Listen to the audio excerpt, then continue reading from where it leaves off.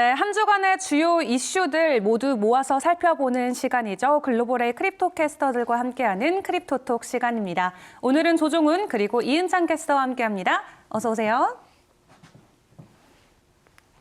네, 저희 본격적인 이슈들 시장 분위기 살펴보기 전에 가격 먼저 살펴봐야겠죠. 시황 먼저 보도록 하겠습니다.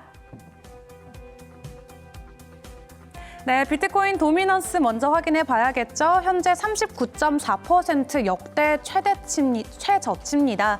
작년 1월 달만 해도 70%에 가까이 치솟고 있었던 비트코인 도미넌스가 1년 사이에 40% 아래때까지 내려왔습니다. 그에 비해 이더리움은 계속해서 견고한 도미넌스 보여주고 있는데요. 현재 이더리움은 20.4%의 점유율로 비트코인의 2배에 못 미치는 수준에 현재 거래되고 있습니다. 비트코인 현재 전일 대비 0.23% 하락했습니다. 전주 대비도 3.43% 추가 하락이 이어지고 있는데요. 현재 가격은 46,000불에 거래되고 있습니다. 2022년을 맞이하면서 비트코인 해시레이트가 역대 최고치를 경신했죠. 이 비트코인 해시레이트란 비트코인을 채굴하기 위해서 네트워크에 동원된 연산력의 총합을 의미하는데요. 통상 비트코인 해시레이트가 올라가게 된다면 비트코인의 가격도 상승하는 경향을 보여주고 있습니다. 뿐만 아니라 거래소 비트코인 보유량도 사상 최저치에 근접하고 있다는 코인텔레그래프의 보도가 나왔습니다. 크립토퀀트 데이터에 따르면 1월 4일 현재 21개 거래소에서 230.8만 비트코인이 거래되고 있는 것으로 전해졌는데요. 블룸버그에 따르면 오펜하이머의 전략가들이 비트코인의 높은 변동성이 거래를 어렵게 만들지만 200일 이동 평균 통계를 감안하면 46,000달러를 유지하는 한 65,000달러를 다시 돌파해 줄 수 있는 가능성은 남아있다라고 진단하고 있습니다. 또 블룸버그는 많은 분석가들이 앞으로 암호화폐 가격이 회복될 가능성이 있다고 밝혔고요. 또 일부는 올해 9만 달러 혹은 10만 달러까지 예상하고 있다고 전했습니다. 내셔널 증권의 수석 마켓 전략가인 아트 호거는 작년 12월보다는 암호화폐 시황이 나아질 것으로 보이지만 순탄한 길은 아닐 것이다. 또 다시 한번 큰 변동성을 겪을 가능성은 남아있다라고 경고하기도 했습니다. 크립토퀀터에 따르면 지난 12월 비트코인이 42,000달러까지 떨어지면서 비트코인의 미결제 약정 규모가 줄어들었다고 합니다. 하지만 오래되고 다시 늘어나고 있는 추세라고 하는데요. 미결제 약정이란 파생상품 시장에서 아직 만기가 되지 않아 고객이 상품을 가지고 있는 상태를 뜻한다고 합니다. 통상 미결제 약정 규모가 과도하게 늘어나게 되면 가격 변동성이 커지면서 급락할 가능성이 있다고 간주가 되는데 최근 이 비트코인의 미결제 약정 규모가 과거 대량 청산이 발생했던 수준으로 다시 늘어나고 있는 것으로 분석됐습니다. 이러한 상황에서는 우리가 두 가지를 염두해 봐야겠죠. 첫 번째는 비트코인의 미결제 약정 규모가 늘어남에 따라서 비트코인 청산이 언제든지 다시 일어날 수 있다는 것이고 두 번째는 청산이 발생했을 때 청산이 어떤 방향으로 일어나는지를 확인해야 된다는 겁니다. 과거 데이터를 보면은 일반적으로 매수 포지션에 대한 청산이 많았지만 이 현재 상황을 보자면은 비트코인 가격이 움직이는 방향에 따라 이론상 매수 포지션 그리고 매도 포지션 청산 둘 다 가능하다는 분석이 나와줬습니다. 따라서 미결제 약정 규모 확대 레버리지 투자자를 정리하기 위해서 추가 조정이 일어날 수 있기 때문에 가격 변동성에 더욱더 유의하셔야 될 것 같습니다. 12월부터 계속해서 관망을 해야 된다라는 업계 전문가들의 분석이 있었는데 올해 초에 들어서도 여전히 비슷한 입장은 지속되고 있는 것으로 보여집니다. 이어 이더리움은 전일 대비 1.68% 상승해줬죠. 전주 대비도 0.19% 올라주면서 주봉으로 봤을 때는 좋은 전망이 이어지고 있습니다. 현재 이더리움 가격은 3,800불대 거래되고 있고요. 이어 3위의 바이낸스가 전일 대비 0.48%, 또 일주일 전 대비 4.81% 추가 하락하면서 509달러에 거래되고 있습니다. 4위 스테이블 코인 테더죠. 큰 변동성 없이 가격 1불이고요. 5위의 솔라나가 전일 대비 0.71%, 또 일주일 전 대비 5.73% 하락하면서 현재 가격은 168불에 거래되고 있습니다. 6위의 에이다 전일 대비 0.14% 올랐지만 전주 같은 기간 대비 6.36% 추가 하락하면서 현재 가격은 1불 32센트에 거래되고 있습니다. 7위의 USDC도 스테이블 코인이죠. 큰 변동성 없이 가격은 1불이고요. 어느새 리플 8위까지 밀려났습니다. 현재 전일 대비 0.64% 하락하면서 82센트에 거래되고 있습니다. 9위의 테라, 루나코인도 전일 대비 5.59%, 또 전주 대비 1.48% 하락하면서 85달러에 거래되고 있고요. 10위에는 폴카닷이 위치해 있습니다. 전일 대비 4% 가까이 내렸지만 전주 대비는 여전히 3.53%, 소폭 회복해준 모습 유지하면서 현재는 29달러에 거래되고 있습니다.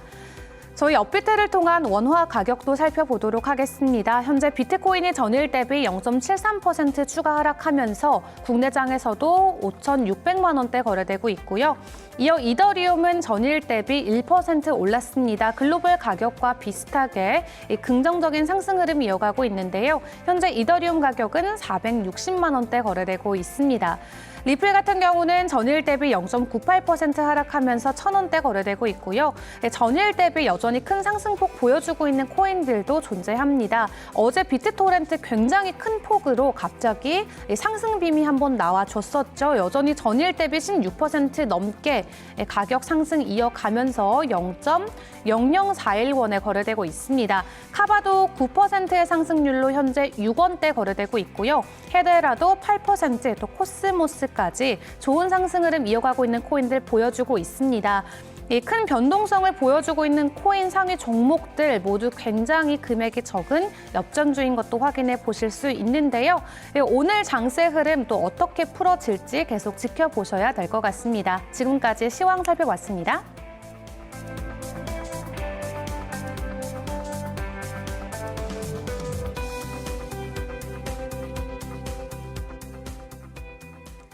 네, 글로벌과 원화 마켓을 통해서 현재 가격 먼저 살펴봤습니다. 업계 전문가들은 비트코인 올 한 해 그리고 이번 달 어떻게 가격을 전망하고 있는지도 살펴봐야겠죠. 우선 비트코인 연내 얼마까지 갈 수 있을까요? 네, 현재 비트코인이 새해가 왔음에도 불구하고 좀처럼 약간 반등 모멘텀을 찾지 못하고 약 5만 달러 밑에서 웃돌고 있는데요. 현재 비트코인 도미넌스는 39.4%로 알려져 있습니다. 이와 관련해서 유명 애널리스트이자 맥시멀리스트인 맥스 카이저가 올해 비트코인 약 22만 달러까지 오를 거라고 예상을 했는데요. 카이저는 주요 암호화폐 가격은 네트워크 해시레이트를 따라간다라는 자신의 기존 주장을 토대로 비트코인 가격이 상승할 것이라고 예측했습니다. 지난 2일 비트코인 해시레이트는 203.5 해시레이트 per second, 그 203.5를 기록하면서 최고치를 경신했는데요. 지난해 6월 말 중국에서 채굴자 대량 이탈로 인한 네트워크 성능 저하로 기록된 해시레이트는 58.4 해시레이트 per second입니다. 이에 비교하면 굉장히 큰 상승인데요. 앞서 맥서 카이저는 데일리 익스프레스와의 인터뷰를 통해서 이 중국발 암호화폐 규제 소식은 일시적인 문제이기 때문에 비트코인의 펀더멘털 자체는 좋아지고 있다고 내다봤습니다. 네, 맥스 카이저 비트코인이 연내 22만 달러까지 돌파할 수 있을 것이다라는 굉장히 긍정적인 전망치 내놓아 줬습니다. 그런가 한편 또 비트코인이 이 부의 불평등에서는 굉장히 좋은 해결책으로 작용될 수 있다라고 주장하는 전문가도 있죠. 네, 또 다른 유명한 비트코인 분석가죠. 윌리 우가 장기적으로 비트코인은 부의 불평등을 완화한다고 주장했습니다. 그는 비트코인의 소유 비율과 피아트 머니의 시스템의 부의 집중을 보여주는 두 장의 차트를 공유했는데요. 비트코인 점유율 차트는 초기에는 1,000개 이상의 코인을 보유한 고래들이 대부분을 소유했으나 지금은 고래 보유는 감소하고 공공 보유와 소액 보유자들이 늘어난 사실을 보여주고 있습니다. 공공이 가지고 있는 비트코인은 거래소와 ETF 펀드들, 상장 회사가 보유한 비트코인을 더해 산출했는데요. 여기서 소액 보유자들은 비트코인 10개 이하로 보유한 지갑 기준입니다. 윌리우는 부의 불평등을 볼 때 충분한 시간을 가지고 트렌드를 보는 게 중요하다고 강조하며 비트코인은 좋은 방향으로 가고 있고 피아트 머니는 재앙으로 가고 있다고 말했는데요. 그가 제시한 표에 따르면 지금 상황은 대공황 때와 비슷한데 29년에 발생해 30년대를 관통한 대공황 때 상위 1%의 부가 하위 90%보다 많았습니다. 그리고 표를 보면 지금이 그런 상황인데요. 윌리우는 이 같은 현상이 피아트 시스템 때문이라고 표에 표시해 놓았으며 머니 프린팅에 따른 물가 상승과 자산 가치 상승이 양극화의 원인이라고 비트코인 지지자들도 주장하고 있습니다. 윌리우의 트윗은 최근 비트코인 상위 1%가 좌지우지하는 부의 불평등의 상징이라는 지적을 반박하기 위한 것으로 보이는데요. 엘리자베스 워런 민주당 상원 의원은 지난해 말 월스트리트 저널에 기사를 공유하며 비트코인을 저격했습니다. 그녀는 The crypto industry claims that crypto is the path to financial inclusion, but Bitcoin ownership is even more concentrated within the top 1% that dollars. We need real solution to make the financial system work for everyone, not just the wealthy. 워런 상원 의원은 암호화폐 업계는 암호화폐가 금융 포용의 길이라고 주장하지만 비트코인의 소유권은 달러보다 상위 1%에 훨씬 더 집중되어 있다면서 우리는 부자뿐만이 아니라 모든 사람을 위해 작동하는 금융 솔루션이 필요하다고 반박했습니다. 네, 맥스 카이저에 이어서 윌리우 또한 비트코인을 놓고 굉장히 긍정적인 전망치를 내놓고 있는데요. 또 여기서 그치는 게 아니죠. 이 비트코인을 가치를 흡수하는 블랙홀과 같다라고 평가한 전문 업체도 있었는데 자세한 내용 전해주시죠. 네, 암호화폐 투자 회사죠. 오프체인 캐피털의 CEO인 브라이언 에스테스가 비트코인은 가치를 흡수하는 마치 블랙홀에 비유를 했는데요. 그는 최근 미국 금융투자 미디어 리얼비전과 인터뷰에서 이같이 말하면서 비트코인이 많은 전통 자산을 대체할 것이라고 했습니다. 이미 금 가치를 흡수하고 있으며 향후 채권, 부동산 등의 가치 또한 빨아들일 것이라고 전망을 했는데요. 하지만 Proof of Work인 비트코인과는 다르게 이 지분 증명인 Proof of Stake, 기반 증명의 경우 상황이 다르다고 분석했습니다. 그는 이렇게 말했는데요. There are Solana, Tezos, all these thousands of other Proof of Stake blockchains. We don't know yet which of these will win. Binance Smart Chain and Solana takes a significant market share from Ethereum as Ethereum is slower and more expensive. But in the next 1 to 3 years, when we get to the shake-up phase I just mentioned, I can say that we will be left with only a handful of winners among the proof-of-stake chains. 그러니까 앞으로 POS 전환이 예정된 이더리움과 같은 그런 영향으로 이렇게 솔라나나 테조스 등 여러 POS 기반의 성장 가능성이 있는 코인들이 있기 때문에 상당한 경쟁자들이 야기하는 혼란이 올 거라는 혼란이 올 거라고 내다봤습니다. 그러면서 앞서 이제 언급했던 이더리움의 경쟁자들이 이더리움과의 경쟁에서 누가 승자가 될지는 1에서 1, 2, 3년 내에 결판이 낼 것이라고 판단했습니다.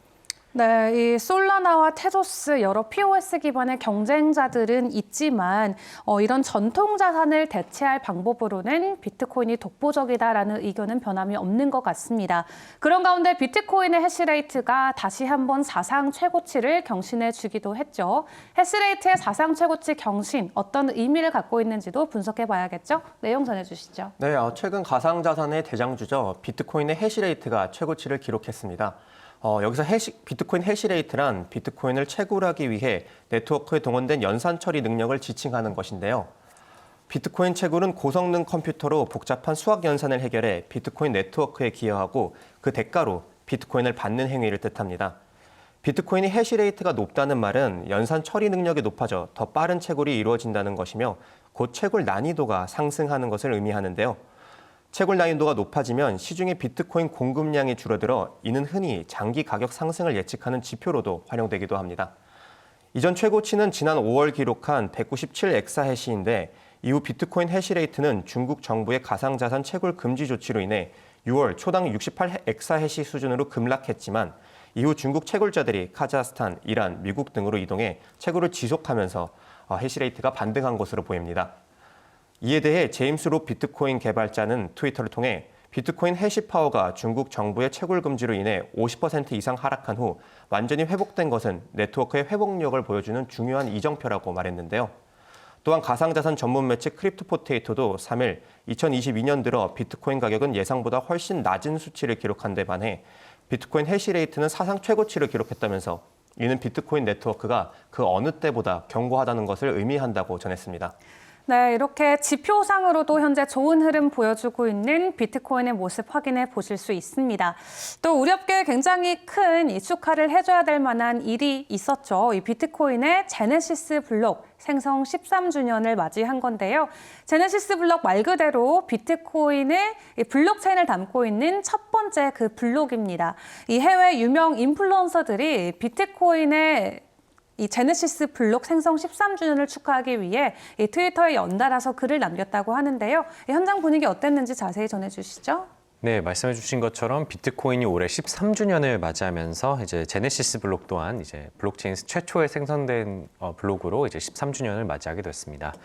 비트코인 백서는 2008년 10월 30일 공개됐지만 비트코인이 실제 가동을 시작한 것은 제네시스 블록이 생성된 2009년 1월 3일이기 때문에 이틀 전에 13주년을 맞이했는데요. 비트코인 창시자 사토시 나카모토는 이날 첫 블록을 생성하고 무려 보상으로 50비트코인을 받은 적이 있습니다. 현재 소셜미디어 등을 중심으로 비트코인 13주년을 기념하며 유명 인사들의 축하 메시지가 발전사와 성장 스토리가 재조명이 되고 있는데요. 잭 도시를 비롯해 도널드 전 미국 대통령의 부인인 멜라니아 트럼프도 비트코인 제네시스 블록 생성 13주년을 축하한다고 말했습니다. 네, 다양한 변화와 성장을 거듭해온 2022년의 비트코인은 인플레이션 해징 수단이라는 평가를 받으며 이제 주류화에 이제 본격적으로 들어왔는데요. 비트코인의 역대 성장 지표를 간단하게 짚어보겠습니다.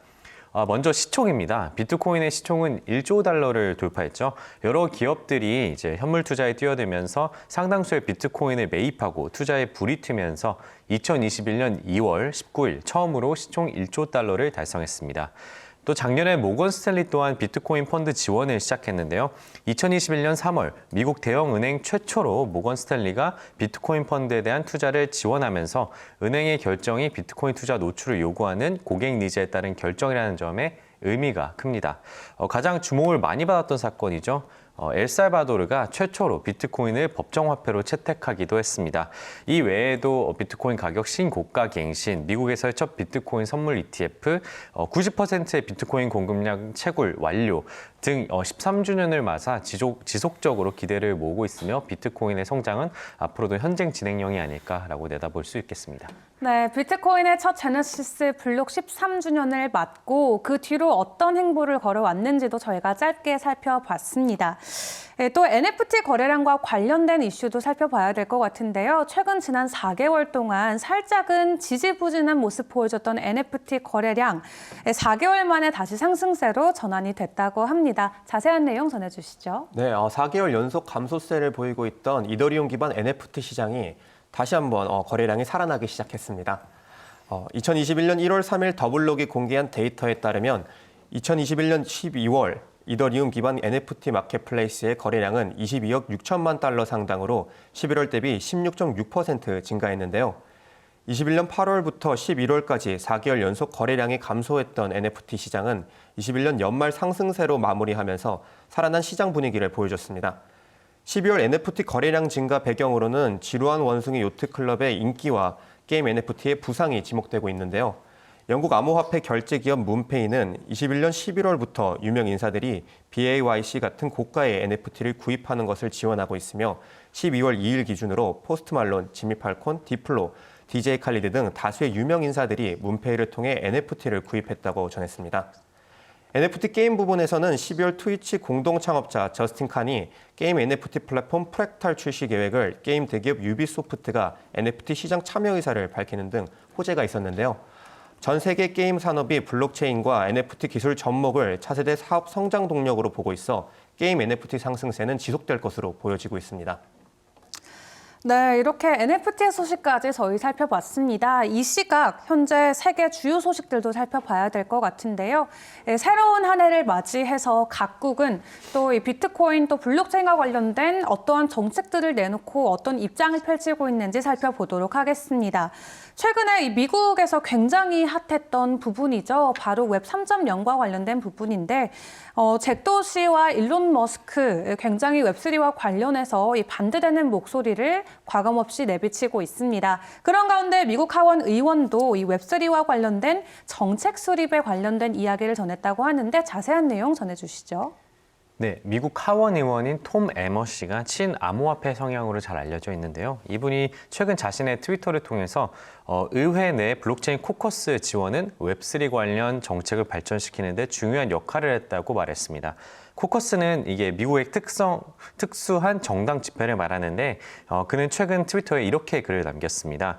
Crypto is not a partisan issue. The Bipartisan Blockchain Caucus is working to educate members so we can fix these dangerous provisions when it comes to the House. 이게 이제 근본적으로 어떻게 대처를 해야 될지 이제 트위터를 통해서 이제 전달을 한 건데요. 톰 에머는 블록체인 코커스는 각 당 소속 의원들이 블록체인 기술의 의미를 이해하고 암호화폐, NFT, 디파이 등 NFT와 관련된 P2E 게임, 이 다양한 섹터에 대한 관한 정책을 수립하는 것을 목표로 한다고 설명했습니다. 암호화폐 규제안 마련은 초당파적인 합의인 점을 강조하면서 기존 인프라법은 암호화폐 과세 관련 조항에 허점이 존재하고 블록체인 코커스 소속 의원들은 조항 수정을 지지하는데 목소리를 열심히 내고 있다고 말한 건데요. 미국 보스턴 연준이 중앙은행 디지털 화폐 프로젝트를 이끌 책임자를 구하고 있는 것으로 전해지기도 했습니다.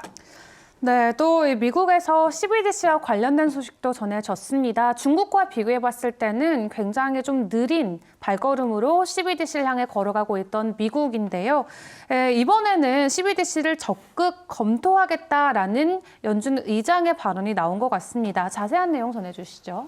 네, 미국 보스턴 연준은 이번 링크드인 채용 공고에서 진행 중인 CBDC 시범 프로젝트 해밀턴의 제품 관리 총괄을 찾는다고 전했습니다.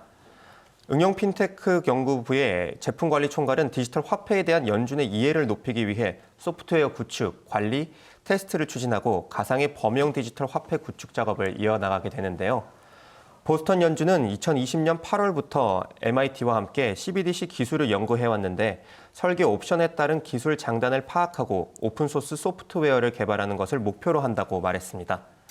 당초 프로젝트 기간은 2에서 3년이었고 2021년 9월 프로젝트 초기 단계가 마무리됐다는 짐 쿠냐 보스턴 연준 수석 부대표의 발언도 있었지만 이번 채용은 아직 미국의 CBDC 작업이 갈 길이 멀었다는 것을 보여주고 있습니다. 디지털 달러 발행에 회의적이었던 제롬 파월 연준 의장은 2021년 들어서야 CBDC를 적극 검토하겠다는 뜻을 밝혔는데요.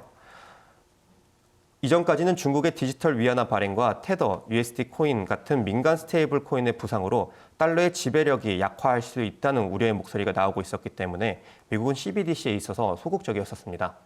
하지만 연준은 21년 11월 결제 시스템 개선을 위한 혁신센터를 신설하고 CBDC 연구 강화 의사를 나타내면서 연준 혁신센터는 국제결제은행 이노베이션 허브와도 손을 잡는 등 적극적인 모습 등을 보여주고 있는 것으로 전해졌습니다. 네, 아직 미국의 CBDC 갈 길은 멀어 보이지만 올해 들어서는 적극적으로 검토하겠다라는 의견이 나온 만큼 미국의 CBDC 올 한 해 얼마큼 준비될 수 있을지도 지켜보셔야겠습니다. 그런 한편 이 터키의 리라와 폭락으로 비트코인과 같은 암호화폐가 굉장히 각광을 받고 있죠. 그런 가운데 스테이블 코인에 대한 수요도 급증하고 있다고 합니다. 터키 현재 어떤 상황일까요? 네, 최근 뉴스에 많이 보도된 국가죠. 터키 인플레이션율이 지난 19년간 최고 수준인 36%를 기록했습니다. 미국 달러화 대비 리라화 가치 작년 대비 44% 하락하면서 리라화 가치 급락과 통화 변동성을 회피하기 위해 현지에서 달러 연동 스테이블 코인에 대한 수요가 급증하고 있다고 3일 비트코인닷컴이 보도하기도 했는데요. 사실 터키 현지 암호화폐 거래 플랫폼에서 가장 많이 거래된 리라화는 리라와 페어는 테더 USDT이고 전체 수합의 약 30%를 이미 점유한 상황입니다. 테더뿐 아니라 BUSD 역시 약 7.2% 리라와 페어를 기록하고 있는데요. 스테이블 코인 도입이 현실적인 대안으로 보이는 이유는 터키 내 리라와 비트코인 페어는 약 0.69%에 미치고 이더리움 페어 역시 0.72%밖에 못 미치기 때문입니다. 네, 터키에서는 현재 테더 그리고 바이낸스 USD와 같은 스테이블 코인의 수요 급증 상황 어느 정도인지 살펴봤습니다.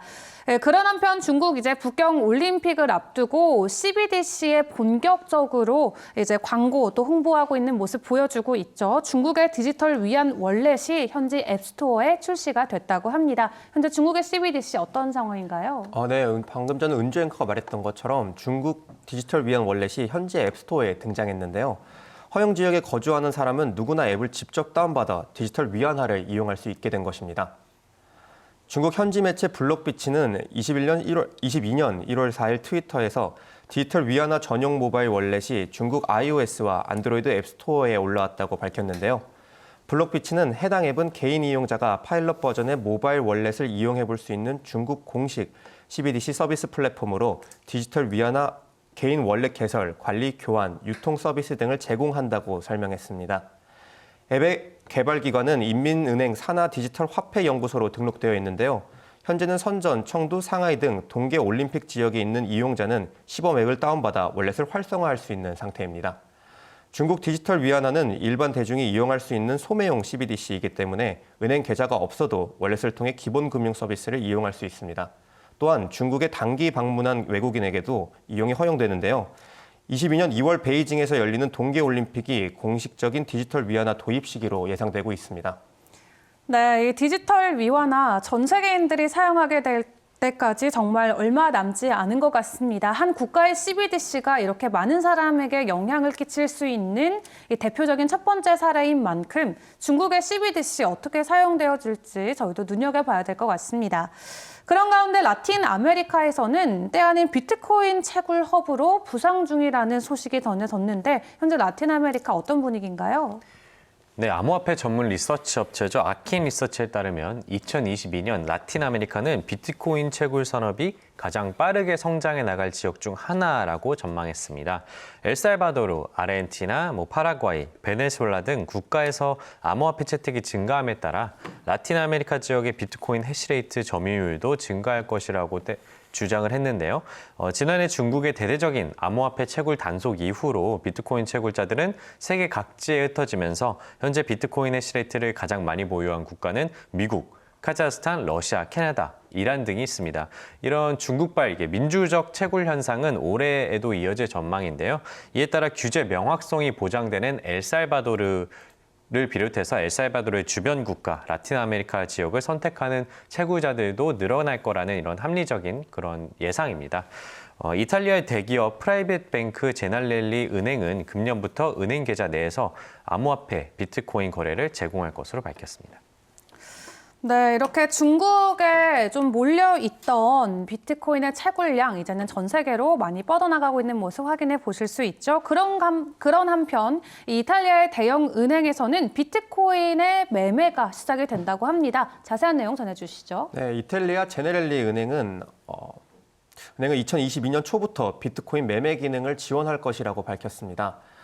제날리 은행은 이탈리아의 대형 은행으로 부유층 전용으로 서비스를 전개하고 있어서 자산운용 잔고는 821억 유로에 달하는 것으로 알려졌는데요. 암호화폐 지갑 기업 코니오의 플랫폼은 이 회사의 모바일 앱과 통합함으로써 고객의 은행 계좌에서 직접 비트코인 매매가 가능하다는 것입니다. 코니오는 미국에 거점을 둔 암호화폐 지갑 기업이며 커스터디 사업도 전개하고 있어서 20년 12월에는 제네랄리 은행이 동사와의 기업 제휴라고 하는 형태로 주식 취득을 표명하고 있는 것으로 전해졌는데요. 또한 20년 시점에서 제네랄리 은행의 지안마리아 모사 CEO는 이번 제휴는 기술 면에서도 경영 면에서도 중요한 움직임이라면서 금융시장의 미래 구조는 블록체인 기술에 의해 영향을 받을 것으로 우리는 예측하고 있다고 전했습니다. 네, 또 러시아에서도 반푸틴 운동가가 이 암호화폐와 관련된 소신 발언을 했다고 하는데 어떤 내용이 전해졌죠? 네, 코인데스크에 따르면 러시아 출신의 세계 체스 챔피언이자 반푸틴 운동가인 가리 카스포르프가 최근 인터뷰에서 인권재단을 통해 처음 비트코인을 접했다고 밝혔는데요. 이 과정에서 그는 비트코인이 비민주적 국가에서 인권을 보호하는 데 도움이 된다라고 밝혔습니다. 물론 비트코인의 돈 세탁 등 악의적으로 쓰인다는 논란을 인정은 했지만 암호화폐는 도구일 뿐이다라고 하면서 선을 그었는데요. 암호화폐 굉장히 보수적인 러시아에서도 그는 암호화폐 시장의 미래에 굉장히 낙관적인 입장을 밝히고 있는 것으로 보입니다. 앞선 지난 12월 카스파로프는 원카인드라는 회사와 파트너십을 맺고 그의 인생에서 상징적인 34개의 순간들을 NFT 시리즈로 구성하게 만들어서 발행한 적도 있습니다. 네, 이렇게 글로벌 소식 한번 살펴봤습니다. 현재 우리 시장 상황은 어떤지도 분위기 살펴봐야 될 것 같은데요. 이제는 NFT의 구매를 TV를 통해서 할 수 있다고 합니다. 삼성에 이어서 LG까지 NFT 판매에 나섰는데 현재 어떤 상황인지 자세히 전해주시죠. 네, 이제부터 삼성전자의 텔레비전에서 NFT 예술품을 구매하고 감상할 수 있게 됩니다. 삼성전자는 오늘 5일부터 7일까지 미국 라스베가스에서 열리는 세계 최대 전자전시회 CES 2020을 앞두고 3일 TV 신제품을 공개했는데요. 삼성전자는 이번 행사에서 22년형 마이크로 LED 110형, 101형, 89형 등 새 모델을 출시한다고 밝혔습니다. 삼성전자는 TV 신제품 출시 소식과 더불어 스마트 허브 기능 개편 소식 또한 전했는데요. 여기서 스마트 허브란 삼성전자의 TV를 비롯한 기기에서 게임과 영화 감상, 온라인 동영상 서비스를 통한 영상 시청 등을 할 수 있는 기능입니다. 삼성전자는 스마트 허브의 콘텐츠 큐레이션 기능을 강화하겠다면서 NFT 플랫폼이란 이름의 새로운 애플리케이션을 탑재한다고 전했는데요. 삼성전자는 보도자료에서 NFT 플랫폼에 대해 마이크로 LED와 네오 QLED, 더 프레임 등 기기에서 디지털 예술 작품을 발견하고 구매하고 거래할 수 있는 직관적인 통합 플랫폼이라고 전했습니다. 삼성전자 NFT 플랫폼 앱을 직접 개발했는지 혹은 외부 기업과 협업해 개발했는지에 대해서는 아직 알려지지는 않은 것으로 전해졌습니다. 네, 이렇게 삼성에 이어서 LG전자도 올레드 TV에서 NFT 콘텐츠를 사고 팔게 한다라고 어제 추가적인 기사 보도가 나오기도 했습니다. 또 그런 한편 포항 스틸러스에서 블록체인 펜투표로 시즌 카드 디자인을 정했다고 합니다. 이미 외국에서는 칠리즈와 같은 스포츠 구단의 펜토큰이 굉장히 유행하고 있죠. 이제 국내에서도 그런 바람이 부는 걸까요? 네, 말씀해 주신 것처럼 칠리지도 이번에 개입이 됐는데요. 프로축구 K리그 포항 스틸러스가 펜토콘을 보유한 팬들을 대상으로 이제 투표를 해서 결정된 2022년 시즌 카드 디자인을 공개했습니다. 펜토콘을 가진 팬들이 직접 선택한 2022년 시즌 카드 마스코트, 이 쇠돌이의 얼굴이 부각된 디자인으로 최종 결정이 됐는데요. 지난 12월 23일부터 12월 23일 오후 6시부터 12월 27일 오후 6시까지 5일간 이제 시즌 카드 디자인을 선정하기 위한 투표가 진행이 됐고요.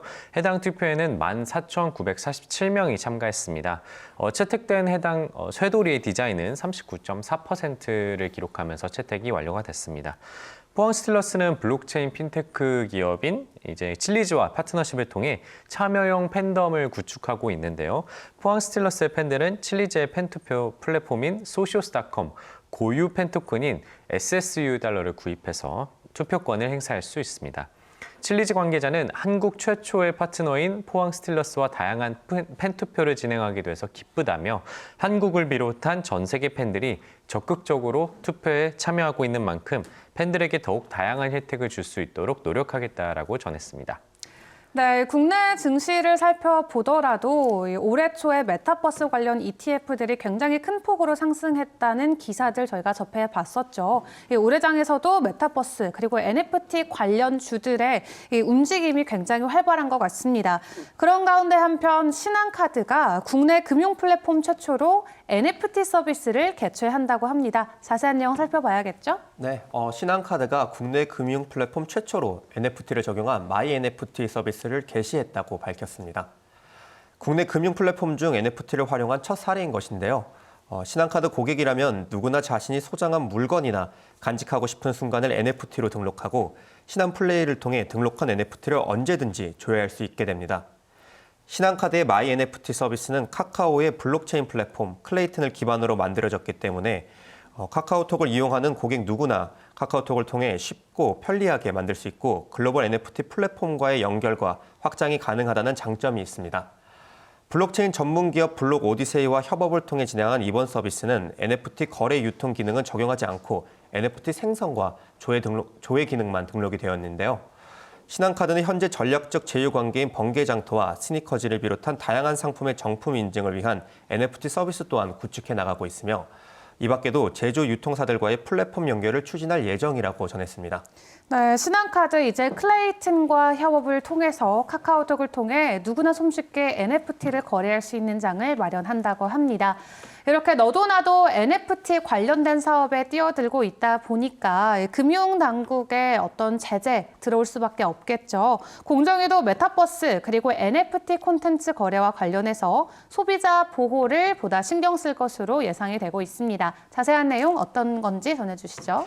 네, 최근 NFT와 메타버스의 가파른 상승세로 인해서 새로운 유형의 디지털 콘텐츠 소비가 늘어나고 있는데요. 이에 관련해서 공정위가 2022년 새해 메타버스 NFT 등의 새로운 유형의 디지털 결제 거래에서 소비자 보호 장치가 잘 작동하고 있는지 여부를 점검한다고 합니다. 지난 4일 공정한 시장, 혁신하는 기업, 주인 되는 소비자를 비전으로 설정하고 이를 구현하기 위한 2022년 주요 업무 추진 계획을 발표했습니다. 김재신 공정위 부위원장은 디지털 공정경제 구현으로 지속 가능한 혁신 기반을 마련하고 갑과 을이 동행하는 따뜻한 시장 환경을 조성하며 대기업 집단의 건전한 지배구조와 거래 질서를 정립하는 내용을 핵심 과제로 잡았다고 설명했는데요. 공정위는 핵심 분야 불공정 행위 감시를 강화하기 위해 그동안 처리해온 구글의 경쟁 OS 출현 방해, 네이버 자사 우대, 배달앱 M&A 시정 등에 이어 모빌리티, 온라인 분야에서 심판 선수를 겸하는 이중적 지위를 이용해 자사 상품을 우대해 연관 시장까지 독점화하는 행위나 온라인 입점 업체가 경쟁 플랫폼과 거래하는 것을 방해해서 시장 독점과 구조를 고착화하는 멀티 호밍 제한 등 플랫폼 사업자의 독점력 남용 행위를 집중 모니터링할 계획이라고 합니다. 또 메타버스, NFT 등 최근 커지고 있는 플랫폼, 서비스도 전자상거래법 등 기존 법 등에서 소비자 보호 장치가 제대로 작동하고 있는지 모니터링을 강화한다고 밝혔는데요. 웹툰, 웹소셜 분야 2차 저작권 양도 요구와 관련해 음악 저작권 분야 경쟁 사업자 진입 차단 등 지식재산권 관련 불공정 거래 감시도 강화한다고 말했습니다. 네, 서로 뛰어들고 있는 이 NFT와 메타버스 사업, 결국 공정위에서 나서서 이 소비자 보호를 위한 새로운 법률을 만들 것으로 보여집니다. 네, 그런 한편 우리 증권 시장에서도 메타버스 ETF 새해 첫날부터 굉장히 큰 주목을 받고 관심을 받았었죠. 어떤 상황이었는지 전해주시죠. 네, 지난해에 이어 올해도 메타버스 테마가 ETF 시장을 주름잡을 전망입니다. 국내에 상장된 액티브 ETF 42개 가운데 새해 첫날 개인 투자자들이 가장 활발히 거래한 세 종목 모두 메타버스 테마로 나타났는데요. 여기서 액티브 ETF라는 것은 액티브 펀드를 ETF 형태로 주식시장에 상장한 것입니다. 기존 ETF 역할이 특정 지수의 수익률을 그대로 추정하는 데 비해 액티브 ETF는 펀드 매니저가 구성 종목 일부를 바꿔가면서 초과 수익을 추구하면서 순자산의 70%는 기초 지수를 추정하되 남은 30%를 펀드 매니저가 탄력적으로 운영할 수 있는 구조인 것인데요. 4일 한국거래소에 따르면 새해 첫 거래일인 지난 3일 하루 동안 거래 대금을 집계한 결과 국내 액티브 ETF 중 메타버스 ETF들이 1에서 3위를 모두 차지한 것으로 나타났습니다. 타이걸 글로벌 메타버스 액티브가 397억 원으로 가장 많은 거래 대금을 기록했고 코덱스 K 메타버스 액티브와 코덱스 미국 메타버스 나스닥 액티브가 361억과 238억 원 순으로 뒤를 이었습니다. 따라서 이들 종목 거래 대금의 1만 1천억 원에 육박한 것인데요. 1위와 3위 종목은 글로벌 메타버스 ETF고 2위 종목은 국내 메타버스 ETF로 해외 종목과 국내 종목을 담았느냐의 차이가 있지만 자세히 살펴보면 종목들 업종 구성이 다른 것으로 나타났습니다. 국내 메타버스 ETF에서는 엔터테인먼트 업종이 비중의 절반을 넘었지만 글로벌 메타버스 ETF에서는 그만큼의 비중을 엔터테인먼트 업종과 반도체 업종이 양분하고 있었는데요. 증권가는 국내든 해외든 메타버스 관련주에 투자하는 ETF 상품들은 올해도 순항할 것으로 전망했습니다. 페이스북이 사명을 메타로 바꾸는가 하면 SK그룹이 가상자산과 블록체인 분야 투자를 늘리는 등 국내외 주요 기업들 행보가 이어지고 있기 때문인데요. 한국인터넷진흥원이 발행한 메타버스를 활용한 비즈니스 사례 분석 및 향후 전망에서 김정수 두드리즈 기술이사는 MZ세대는 최신 디지털 트렌드에 민감한 세대로 단순히 소비재를 소비한다기보다는 직접 체험하고 경험하는 행위에 적극적이며 온오프라인 서비스 이용에 있어서도 적극적 참여 형태를 보이고 있다면서 비즈니스 영역에서 살펴보면 기업은 MZ세대를 위한 공간인 메타버스에서 그 접점을 찾게 된 것이라고 분석했습니다. 네, 이렇게 메타버스 관련 소식까지 살펴봤습니다. 그런 한편 경북교육청에서는 이 암호화폐와 같은 실생활 경제 교육을 강화할 예정이라고 하는데요. 어떤 내용인지 자세히 들어보도록 하죠. 네, 경북교육청이 올해부터 학생들이 흥미를 갖고 쉽게 접근할 수 있는 실생활 위주의 경제 교육을 강화하기 위해서 초등학교, 중학교, 고등학교 학급별로 위촉된 10명의 개발위원들이 시대적 흐름에 맞춘 10차시 분량의 자료를 개발했다고 합니다. 4일 경북교육청에 따르면 이번에 개발된 경제교육 교수 학습 자료는 1월 초 일선 학교에 보급돼서 올해 학교 교육 과정에 적용될 예정이라고 합니다. 교육 내용엔 개인정보 보호, 보이스피싱 예방, 암호화폐 등 최근 이슈가 되고 있는 주제가 많이 다뤄질 것으로 보이는데요. 배성호 중등교육과장은 학생들이 합리적인 경제 관념을 확립하고 시대적 변화에 유연하게 대처하도록 하는 경제교육을 할 것이라고 말했습니다. 네, 또 김서준 헬시드 대표가 올해는 웹3의 시대가 될 것이다라고 발언하기도 했습니다. 미국에서는 현재 웹 3.0과 관련해서 굉장히 엇갈리는 의견들이 전해지고 있는데요. 우선 국내에서는 김서준 대표가 웹 3.0 시대를 좀 환영하는 입장이죠. 네, 맞습니다. 국내 암호화폐 투자사인 해시드는 올해 웹3와 다오 등이 크게 성장할 것이라고 전망을 했는데요. 블록체인 전문 투자사 해시드의 김서준 대표는 트위터를 통해 2022년을 전망하며 올해는 웹3를 통해 새로운 시대가 열릴 것이라면서 우리는 세계를 놀라게 할 K-팝과 게임 분야의 독특한 프로젝트를 준비하고 있다고 전했습니다. 김균태 해시드 파트너도 NFT, P2E, e스포츠 등이 결합한 게임 플랫폼이 등장할 것으로 전망된다면서 전통 게임 업계에서도 가상자산을 도입하기 위해 움직이는 한 해가 될 것이라고 전했습니다. 끝으로 김성호 파트너는 가상자산의 대량 채택이 이루어지는 기념적인 해가 될 것이라고 말하면서 우리는 웹2 사용자를 웹3 영역으로 끌어오는 데 집중하겠다고 전했습니다. 네, 이제 이어서 알트코인 소식들도 살펴보도록 하겠습니다. 이 비트코인의 가격 계속해서 횡보장을 이어가고 있는 가운데 이 알트코인들도 큰 가격 상승은 보여주지 않고 있는 요즘이죠. 우선 이더리움 먼저 살펴봐야겠죠.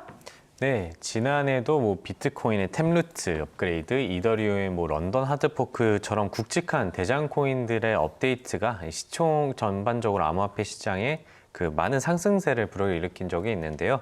올해도 이더리움, 카르다노와 같은 시총 상위권 코인들이 업데이트를 예정하고 있어서 시장에 어떤 영향이 올지 관심이 집중되고 있습니다. 그중 단연 이더리움 재단의 올해 2분기 메인넷 바콘체인 병합 업데이트에 관심이 쏠리고 있는데요. 이더리움은 지난 2020년, 2021년 그 2년간 디파이와 NFT 등 서비스가 급성장해오면서 이더리움의 고질적인 문제인 속도와 가스비 문제가 꾸준히 제기되어 왔습니다. 이더리움 메인넷의 과도한 전력 사용, 처리 속도 문제, 비싼 수수료 문제를 해결하기 위한 중간 업데이트가 바로 이 메인넷 바콘체인 병합 업데이트인데요. 해당 업데이트가 단행되면 기존 Proof of Work에서 Proof of S로 운영되는 비콘체인 메인넷이 됩니다. Proof of Work 같은 경우 컴퓨팅 작업을 많이 하는 채굴제들에게 생성 권한을 줘야 하기 때문에 이 구조가 아무래도 경제적으로 전력을 쓸 수밖에 없지만 POS로 변환하게 되면은 지분을 예치한 스테이커가 그 권한을 넘겨받기 때문에 권한을 행사하면서 이제 전력 소비를 대략 99.95%까지 줄일 수 있을 것이라는 전문가들의 기대가 나오고 있습니다.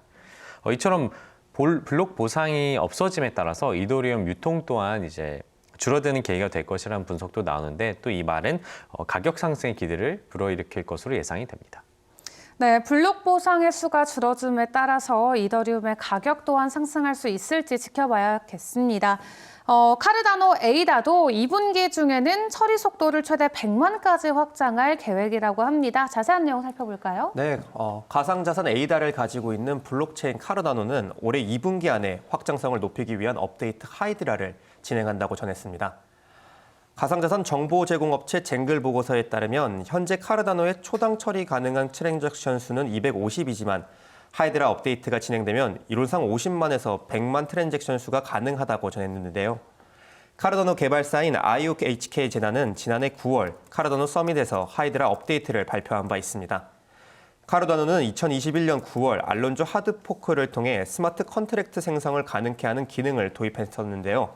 가상자산 에이다는 알론조 하드포크에 대한 기대감으로 21년 7월 말 1.06달러에서 같은 해 9월 3일 192% 상승한 3.1달러를 기록하기도 했을 정도인데요. 재단 측은 올해 D앱 론칭을 목표로 투자금을 모집 중이며 쟁글은 보고서를 통해 올해 출시되는 D앱들의 성공 여부가 카라다노 생태계 성공 여부에 지대한 영향을 끼칠 것이라고 전했습니다. 블록체인 업그레이드의 경우 예정된 일정을 벗어나거나 기대했던 효과에 못 미치는 경우도 있다는 점을 염두에 두셔야 합니다. 이더리움은 지난해 9월 진행했던 런던 하드포크에서 EIP 1559 업데이트를 통해 가스비 인하에 대한 기대감을 높였지만 실제로는 효과가 크지 않았다는 것이 대표적인 것인데요. 올해 진행될 업그레이드의 경우에도 이더리움 비콘 체인이 참여하는 검증자 수와 예치금 추이를 지켜보는 등 업그레이드가 순조롭게 진행되고 있는지 확인해야 한다는 지적 또한 계속해서 나오고 있습니다. 네, 새해가 밝고 이더리움과 카르다노 이렇게 우리 시장을 대표하는 코인들의 업그레이드 소식 잇따라서 전해지고 있습니다. 그런 한편 솔라나가 얼마 전에 다시 한번 디도스 공격을 받았다는 소식이 전해졌는데요. 자세한 내용 전해주시죠. 네, 솔라나 블록체인이 또다시 디도스 공격을 받았다고 4일 현재 크립토포테이토가 보도했습니다. 보도에 따르면 이제 솔라나 블록체인이 이날 디도스 어택을 받았지만 현재 네트워크는 정상화된 것으로 보이는데요. 솔라나 블록체인의 디도스 공격은 최근 6개월 동안 무려 3번 확인된 것으로 알려져 있죠. 중국의 암호화폐 저널리스트 콜린 우는 트위터를 통해 솔라나에 대한 디도스 공격으로 중단됐던 네트워크가 약 4시간 만에 재가동됐다고 밝혔습니다. 일부 트위터 이용자들은 솔라나 네트워크 가동이 완전히 중단되지는 않았지만 엄청난 속도 저하를 겪었다고 전했는데요. 이전에 있었던 두 번째 네트워크 중단 사태 했을 때는 솔라나의 CEO가 네트워크가 중단된 게 아니다. 장부가 생성이 되는데 좀 오래 걸린 것뿐이다라고 언급은 하긴 했지만 소셜미디어 레딧의 한 암호화폐 이용자 그룹은 게시물을 통해서 솔라나에 대한 디도스 공격이 반복이 되면은 이제 시스템 취약성은 전문 트레이더들에게는 치명적인 문제를 일으킬 수 있다라면서 문제를 지적했습니다. 네, 이렇게 규모가 큰 솔라나도 여전히 외부의 디도스 공격에는 취약한 모습 보여주고 있습니다. 그렇기 때문에 시총이 더 작고 기술적으로 탄탄하지 못한 프로젝트에 투자하실 때는 보다 유의하셔야 될 것 같은데요.